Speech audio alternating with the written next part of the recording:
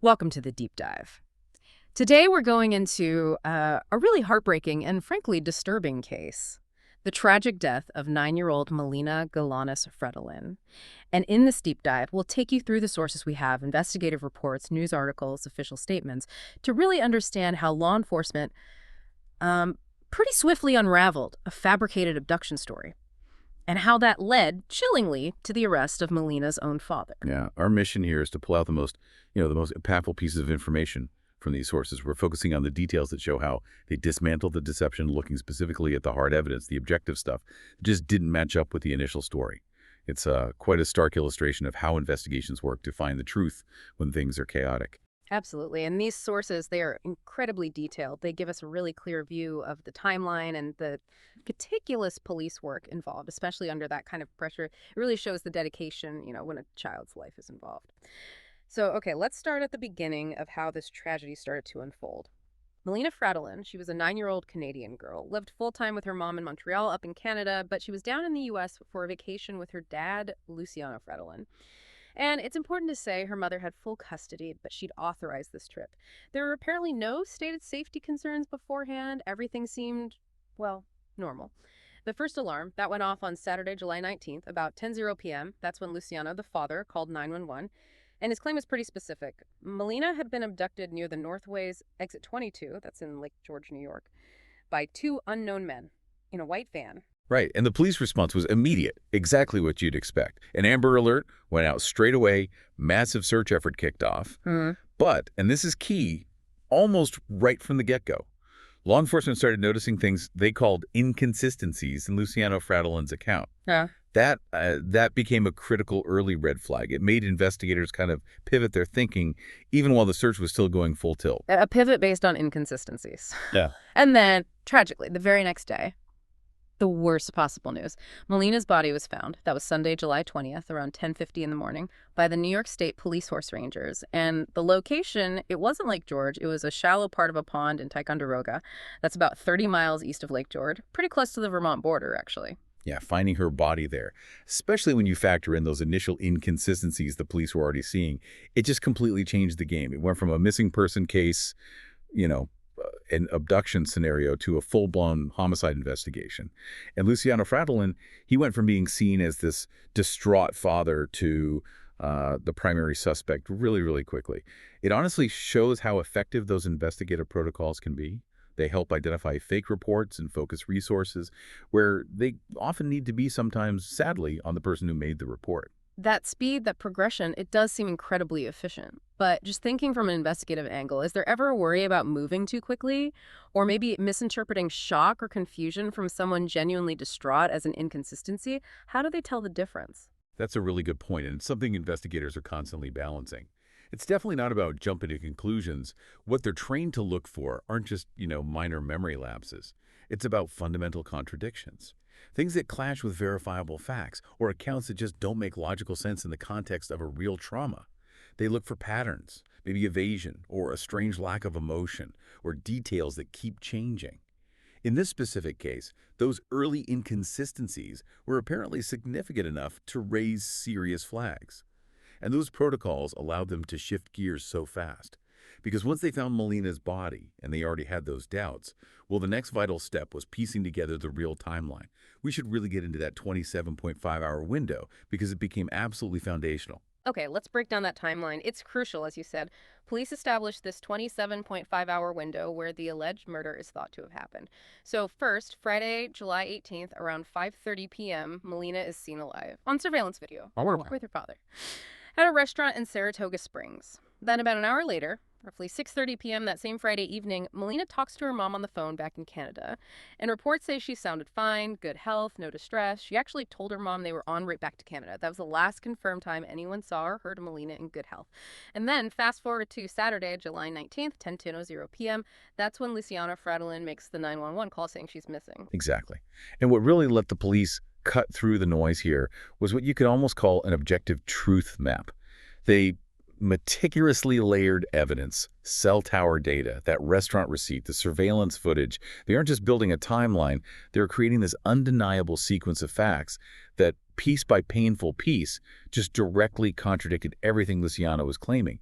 It essentially squeezed out any space for his fabricated story and became the absolute backbone for building the legal case against him. An objective truth map. That's a really powerful concept. It shows how just cold, hard facts and police work can eliminate doubt. So, armed with that map, how do they go about systematically taking apart Luciana Frattolin's abduction story? Captain Robert McConnell from the state police, he was quoted pretty directly saying the abduction story was fully fabricated and had been thoroughly investigated and disproven. Well, the strength of it, investigatively speaking, is in those direct, undeniable contradictions. They basically had three main pillars crumbling his story. First, that surveillance footage. It pinned Melina down, alive and well, specific time, specific place, Saratoga Springs, 5:30 p.m. Friday.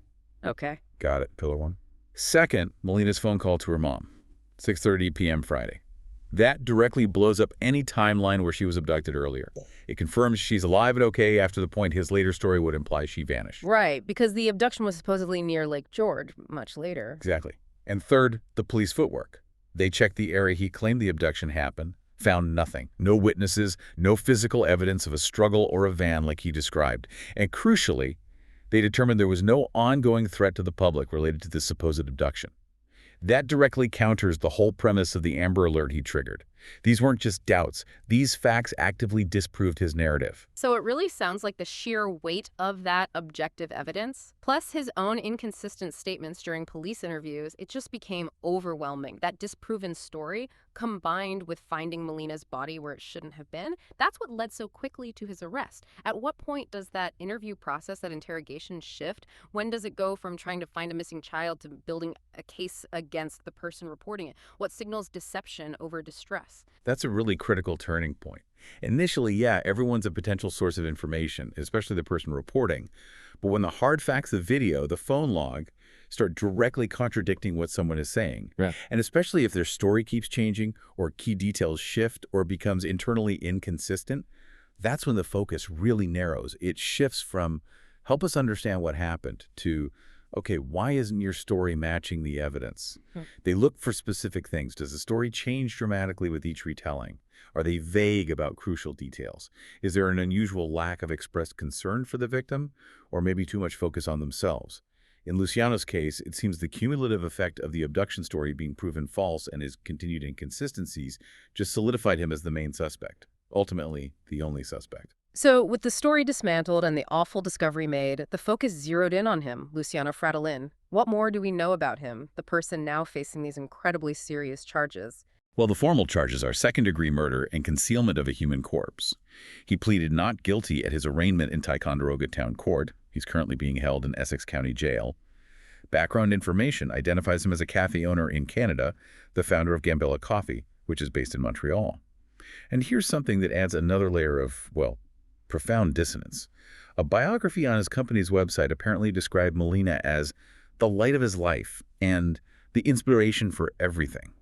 It creates this incredibly stark, almost unbearable contrast with what he's now accused of.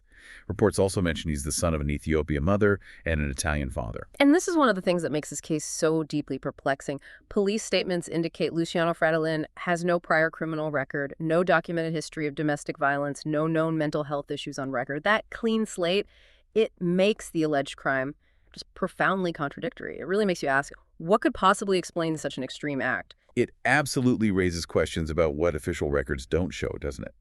About the difference between public persona and private reality.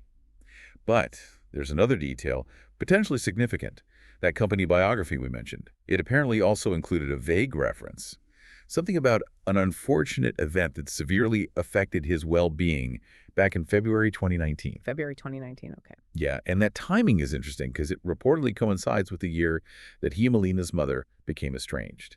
Now, there's no explicit link made to the murder, obviously, but that vague mention, it does introduce this possibility of some underlying personal crisis, maybe trauma, that wasn't visible to the authorities. It's subtle, but it's a potential thread that future investigations or the legal process might pull on.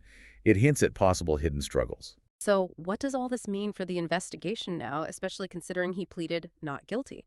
It's really important to stress that the why, the potential motive for this horrific crime, and the exact how, the specific cause of Melina's death, those are still under active investigation. They're waiting on full autopsy results. That not guilty plea means the legal fight ahead will likely center on proving intent, proving murder versus some other explanation, and the specific actions involved. It won't just be about the fact that Melina tragically died. The reaction to this case, as you'd expect, has been immense, both from the public and officials. New York Governor Kathy Hochul put out a statement expressing deep condolences and vowing to, quote, hold those responsible fully accountable. Absolutely. Yeah. And you can really feel the emotional weight this carried for the law enforcement officers involved. Captain Robert McConnell called it certainly a difficult case and a heartbreaking investigation. He specifically acknowledged the heavy emotional toll on his officers, especially, having to notify the family after finding Melina. The Police Benevolent Association of New York State also offered condolences. It just underscores the human cost, the psychological impact these kinds of cases have on everyone involved, especially first responders. It's almost impossible to fully grasp that burden, isn't it? Finding a child, delivering that kind of news. It's a different kind of trauma. And for the public, I mean, this story has resonated hugely across both the US and Canada. Yeah. Just widespread grief, mourning, and shock, particularly the idea of a child dying allegedly at the hands of a parent. It hits hard. And what's still kind of hanging in the air, investigatively, is that even with the strong circumstantial evidence pointing to Melina Frattolin, those key pieces, the precise cause of death, and crucially, the motive, are still missing. The not guilty plea confirms this is heading into the court system now. More hearings, discovery, potentially a full trial. And that's likely where hopefully those missing pieces might start to come into focus. Yeah, you have to anticipate there could be more revelations as the investigation formally proceeds through the courts. We might learn more about the exact circumstances, maybe get insights into Luciano's state of mind around that time, and perhaps even uncover more about that unfortunate event mentioned from 2019. So wrapping this up, this deep dive into Melina Frattolin's death, it's just a stark reminder of how meticulous investigation, step by step, can unravel even a complex, fabricated story. Even amidst all the grief and confusion, it really is a testament to finding objective truth. It really is. Yeah. And it highlights, again, the immense power of that objective evidence we talked about, the surveillance video, the phone records. That kind of evidence becomes the anchor. It grounds the investigation in reality and helps dismantle false narratives, even when they're presented with, apparent conviction. So here's something to think about. You have this stark contrast, Luciano Frattolin's public image as a loving father versus the horrific allegations. And then you have this mysterious, unfortunate event lingering in his past. What does it really take to understand the hidden complexities that might drive someone to commit such an unthinkable act? What stands out most to you about how rapidly this narrative shifted from a desperate search for a missing child to an alleged murder by her own parent?